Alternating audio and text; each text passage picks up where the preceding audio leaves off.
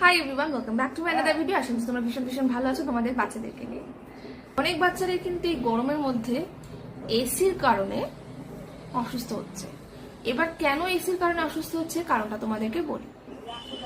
প্রবলেমটা এসিতে থাকলে হয় না, প্রবলেমটা ঠিক তখন হয় যখন বাচ্চাকে তুমি এসি রুমের থেকে বাইরের রুমে নিয়ে যাচ্ছ, গরমের মধ্যে নিয়ে যাচ্ছ। সেই সময় এই যে চেঞ্জেস, এসি রুম থেকে গরমের রুমে বা কখনো বাইরে থেকে ঘুরে এসে বাচ্চাকে এসি রুমে ডিরেক্ট ট্রান্সফার করছো, এই যে দুটো ওয়েদারের যে একটা চেঞ্জ, দুটো ওয়েদারের যে এতটা ডিফারেন্স, এটা কিন্তু বাচ্চাদের বডি একেবারেই নিতে পারে না।